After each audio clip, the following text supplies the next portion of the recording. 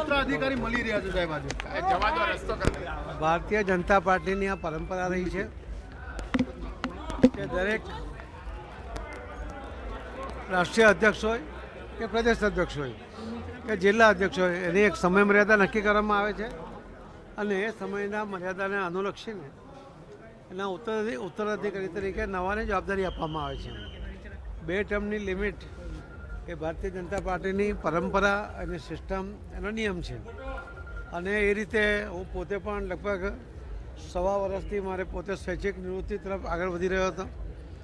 નવો વ્યક્તિ આવે, નવી મૌલિકતા આવે, નવા વિચારો આવે, નવો પ્રાણ પુરાય સંગઠનમાં, નવા લોકો કામે લાગે અને એના દ્વારા ગુજરાતના લોકોની સેવા થાય, એના માટે વધુ સરળતા સાથે પ્રયત્ન થાય એ અપેક્ષા છે. અને મને લાગે છે કે આજે એક અમારી જવાબદારી હું પૂર્ણ કરીને મને જે નવી જવાબદારી મળી છે એમાં વધુ સમય આપી શકીશ.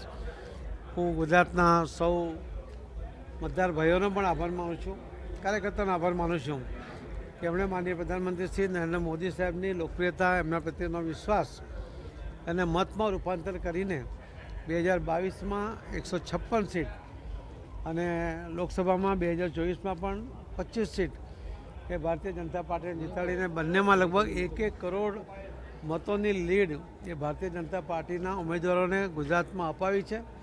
એના માટે હું જિંદગીભર એમનો આભારી છું. આપ સૌનો પણ ખૂબ ખૂબ આભાર. ધન્યવાદ.